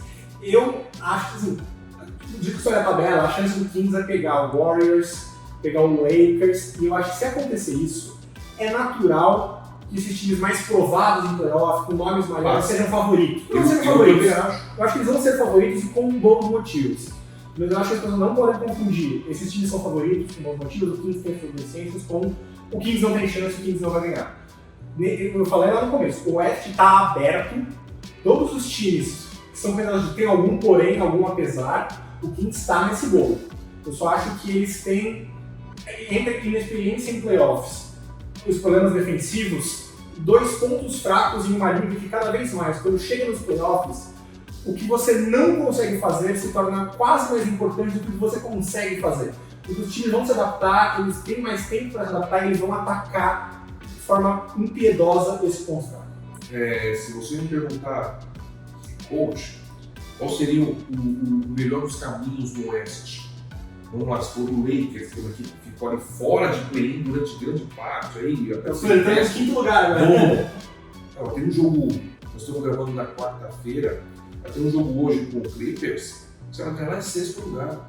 Hoje. Se o Lakers ganhar todos os jogos que tem, são 3, acho que é Clippers, Jazz, não vou lembrar o outro, se ganhar os 3, ela não vai perder, mas ela vai ficar em quinto. Então veja bem, para mim, um belo caminho é pegar ou Memphis ou Sacramento, por aquilo que você falou, não é a camisa, mas é aquela casca de playoff que você tem e que adquire, são horas de voo, tá? Quer dizer que vai ganhar? Não, pode chegar lá e aí outra equipe atropelar. Mas ele fez desfalcado, vai lembrar. O Brandon Clark, o Adams está lidando com lesão também, então não é o Memphis. Mas o Norte, a molecada ali começou a provocar os mais cascudos, o que aconteceu, né? Acabou não vencendo os jogos que achou que venceria, acabou não vencendo. E passando dessa primeira fase do playoff, você vê se vem um Suns ou um Denver Nuggets, aí é chumbo grosso. Não gostaria de enfrentar o Kevin Durant. Se você perguntar para mim o que você quer, eu prefiro o Nuggets. Porque vai que o Phoenix Suns todo mundo joga bem. Como você marca o ataque daquilo também, né? Então, o melhor dos mundos para mim é um sexto, pegar o terceiro hoje, Sacramento, ou o sétimo para pegar o segundo, que é o Memphis. E aí depois você vê. E essa é a pegadinha, né? Às vezes a gente vê time que não perde de propósito, mas dá uma poupada aqui e ali para piorar a condição e pegar um adversário melhor. No Oeste, uma vitória, sem você saber o resultado dos outros jogos, então que não depende, pode ser a diferença entre você ficar em quinto e pegar o Suns, em sexto e pegar o Kings, em sétimo e pegar o Memphis, e no oitavo e pegar o Nuggets. Então, assim, é completamente diferente por isso. É contraditório, mas hoje o quinto lugar é pior do que você ficar em sexto. O sétimo lugar. Você pode ter. Sétimo talvez não seja melhor por causa do play-in. Sexto, pra mim, é o melhor lugar pra você acabar. Né? Quiçá até o oitavo, porque eu não gostaria de pegar uma Phoenix Suns não, antes de. Porque o que o Dallas conseguiu no ano passado foi uma enormidade eliminar o Phoenix Suns. Não tinha o Kevin Durant, mas tinha um núcleo ali espetacular, né? Que liderou a conferência sempre. Então, não sei. Gosto do Sacramento Kings, acho que é uma equipe que ainda tem muito para percorrer, assim como o Memphis, que a gente citou aqui, não é nossa pauta, mas são equipes que ainda para crescimento, para ano que vem, o outro, estarem pensando em cabeceira da Conferência Oeste. Muito bom. Alguma consideração final sobre esses times que a gente falou, que a gente não tenha citado? Não, para mim está tudo perfeito. Vamos aproveitar esse embalo de times de água pro vinho, porque você falou 2 times do NBB. Vamos lá. Falar um pouco de basquete brasileiro. Um time que não tão extremos as movimentações, mas um time que ano passado estava em oitavo e agora está em sexto, e um time que caiu de quinto para sétimo. Vamos começar com qual dos dois, cara? Vamos do quinto para sétimo? Quinto para sétimo. Então vamos falar do Bauru. Bauru. Ano passado foi o quinto lugar, esse ano está em sétimo. Começou a temporada um pouco mais sofrível, vem tendo um segundo turno melhor. O que você acha que mudou? Tanto do ano passado para cá, como entre o primeiro e o segundo turno? Assim, analisar o basquete nacional é um pouco mais difícil por causa do valor financeiro, né? Sim. Você sabe que de um ano para o outro muda muito o patrocínio. Franca do Galo pegou os dois últimos MVPs do campeonato de um ano para o outro. Não é? Muda demais o patrocínio, você vê que as equipes começam a correr atrás, aí acerta um patrocinador aqui, aí vai um pouco mais ali, aí se você não tinha, você tem, mas você tem que consertar com o complemento. Então acho que isso muda muito, mas o Rafael Hetzheimer, para mim, realmente é um grande diferencial. Então, Rafael Hetzheimer, né, um pivô extremamente dominante aqui em solo nacional, joga de frente para a cesta, de costas, um arremesso de 3 pontos, respeito da equipe, respeito dos adversários, respeito da arbitragem.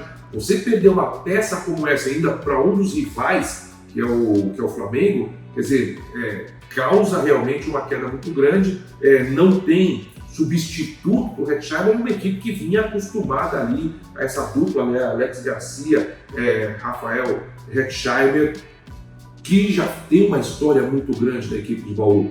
Então, uma história muito grande no basquete, ponto. Então, no basquete nacional e internacional, são 2 jogadores com passagem pela NBA, né? Vale destacar, e pela Europa, Euroliga e por aí vai. Então, eu acho que a queda de quinto para sétimo até não é uma queda tão acentuada, sim, mas é uma equipe também, como a gente está falando de NBA aqui, é perigoso você pegar esses caras no playoff, hein? Você pegar a equipe que tem o Alex Garcia no playoff, olha, eu também não gostaria não.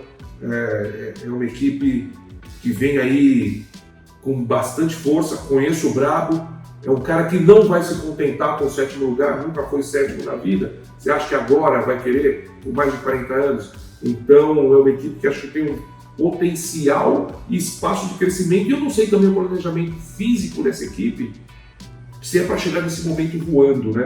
De repente, eles têm um planejamento físico de chegar com uma gasolina um pouquinho extra aí para passar para aquele primeiro playoff, né? Que a gente sabe que é de 5º a 12º, e depois, quando ficarem os 8, realmente dá aquela paulada final. Eu acho que tem outro ponto que é assim, no primeira temporada, o Bauru jogou a Sul-Americana.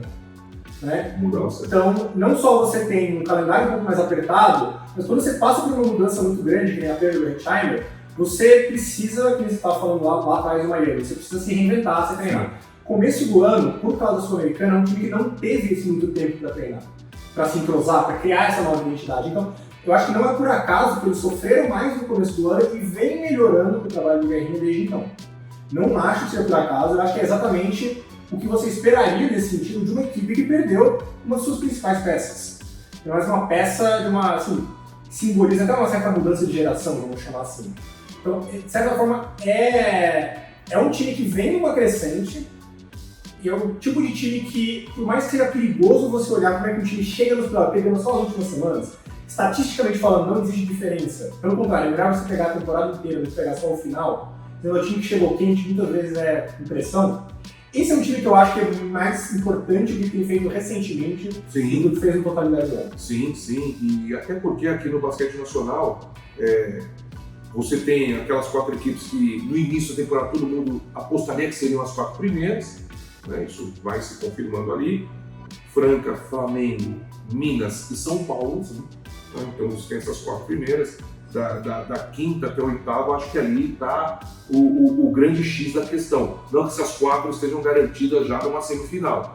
Muito longe disso. Tem equipes perigosíssimas aí e que eu gosto do trabalho bastante. Vamos falar de Madalena daqui a pouquinho. Exatamente. Mas você está em 7º nesse campeonato longo, como você disse, teve a Sul-Americana, jogadores mais veteranos atuando também. O caso do Alex, você tem que limitar os minutos desse atleta no início da temporada para ele chegar nessa fase decisiva, podendo render o que dele se espera, é um líder. Então, acho que o Bauru está dentro daquilo que a gente esperava, tenho certeza que está tudo na mente do Guerrinha. Viu? É uma maratona, não sei mais fácil. Né? Não fui atleta do Guerrinha, eu sei exatamente como ele pensa. Ele pensa ali no produto final e quer surpreender. Se vai, nós temos que esperar o tempo vai dizer. Mas o planejamento dele realmente é para se enfiar ali entre esses 4 melhores colocados. Muito bom. Agora vamos falar do time que surpreendeu positivamente, que foi o Pinheiros. No ano passado, no 8º, agora está em 6º, tem um jogo a menos, quando a gente está gravando, né? Está gravando na 4ª, tem um jogo a menos, joga mais uma vitória a menos, o Paulistano em 5º. É um time que, para mim, existe uma mudança. Existem 2 fatores. Um é o fator etário, da idade. Um time que revela muito jogador e esses times têm essa evolução, que nem sempre é linear, mas é uma evolução natural. Então vamos falar desse ponto primeiro. Quanto você acha que essa melhora do Pinheiros passa pela evolução natural dos jovens jogadores e essa, de novo, mudança de gerações? Eu não vou falar 100% porque tem um belo trabalho do técnico, né? do Davi Pelosini. A mudança de gerações passa pelo técnico. Exatamente. Deixa isso claro, não é só o jogador. O técnico que vem ali galgando as categorias de base do Pinheiros até conseguir seu espaço no adulto e conhece muito bem toda essa garotada. Momento de troca de gerações é exatamente isso. Você vê que o Pinheiros é uma equipe que forma realmente. Todo mundo que está ali está com muita fome. Eu não sei quanto gira os valores de um jogador de basquete hoje em dia, mas com certeza o Pinheiros não é das equipes mais pagadoras do basquete nacional. Então quem está ali, além de ser jovem, quer alçar um voo maior em termos financeiros e em termos de seleção, que é o caso do Bufá, né, que já inclusive foi convocado. Eu gosto muito desse tipo de trabalho de quem realmente está buscando seu lugar ao sol, não que o Pinheiros não esteja num lugar bem ensolarado, sexto lugar está muito bacana, mas realmente quem quer ali demonstrar o seu valor para todo mundo, para os grandes públicos e ter grandes propostas. A gente que estava conversando em off, a evolução do Ruivo essa temporada. E esse é o segundo ponto que eu ia trazer, que é o quanto o ataque mudou para chegar no Ruivo. Desculpa, um jogador já mais maduro, que já tem há muito tempo aí, vem vem trabalhando como um dos armadores principais, então um dos atletas, como eu disse, de armadores bons, na minha opinião, é um dos grandes armadores dessa nova geração, é um jogador que vai liderar aí a ponta, ou vai ser um dos líderes das equipes que ele estiver durante mais uns 10 anos, pelo menos, extremamente inteligente, com um ataque poderoso, bola de 3 pontos, infiltração, assistência, defesa consistente. Eu acho que passa muito por isso.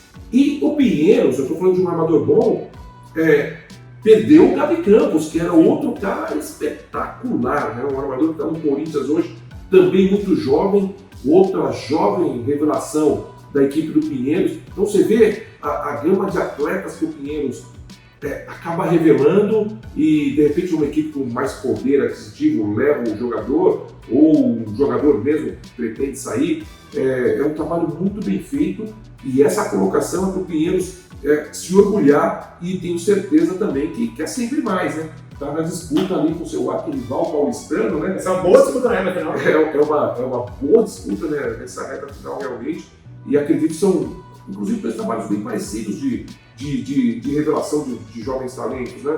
Mas acredito que vai ser uma briga muito boa aí nas retas finais do NBB, e na minha opinião, lógico que não estou dentro, nem acompanho como deveria o basquete nacional, mas acompanho.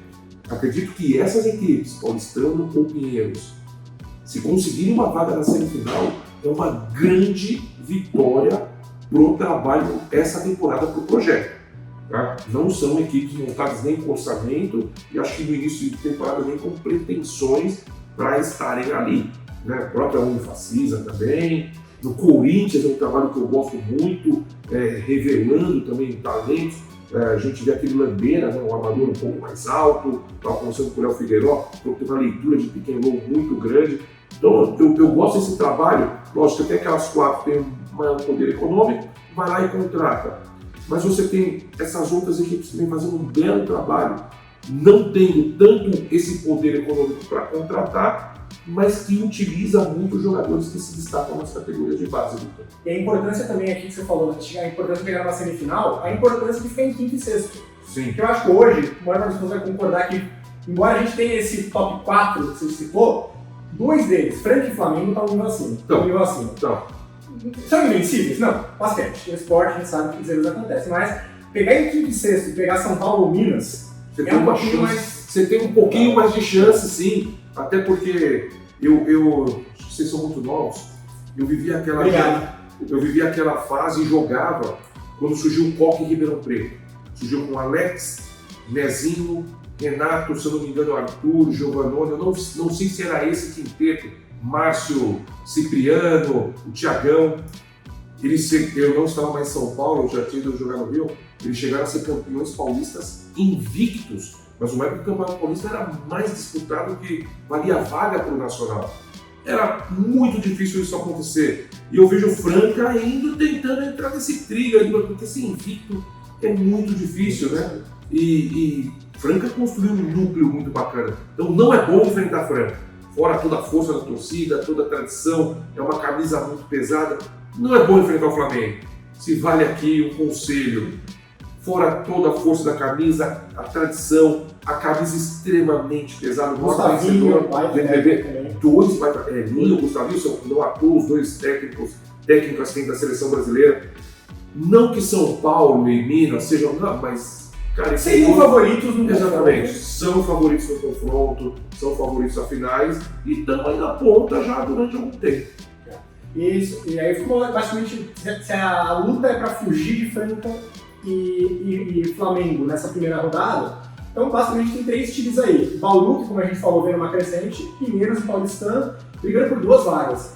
Essa briga em particular, pra mim, é a parte mais interessante dessa reta final de ano. Você não colocou o Corinthians nessa? Tá 2 jogos atrás, tá lá. Tá lá, o Facisa também tem 15 vitórias, tá lá, mas eu vejo esses 3 times no patamar acima hoje. Sim, que o Corinthians ele tem um norte-americano que eu gosto demais. Isso. O cara, quando começa a acertar jogo ali, e o Zach Graham também, é engraçado, né? Fixou aquela imagem dele, aquela primeira temporada dele pro Brasília. Como esse cara jogou bola?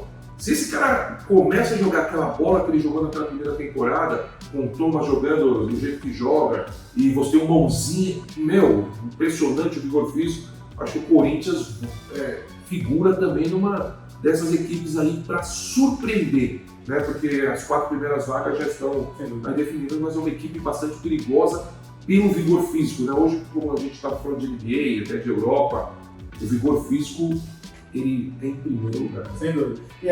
Eu só não coloco o Corinthians nessa briga, não pela questão da qualidade, mas porque eu acho que fica um pouco para trás na tabela mesmo. São 30 jogos para cada time de novo, virar uma quarta, pode ser atualizado. 3 vitórias atrás do Pinheiros para você colocar. É difícil tirar isso com pouco tempo pela frente. Impossível? Não, a gente sabe que não é. Muita gente tem que perder também. Então, tem 3, que tem o Bauru que está ali, o Paulistano que ainda está 4 vitórias com um jogo a menos na frente. É mais difícil. Acho que com isso nós fechamos essa nossa conversa de times que foram da água para o vinho, ou do vinho para a água, ou da água para alguma coisa pior. Alguma consideração final aqui? Não, só que, poxa, esse é um projeto muito bacana.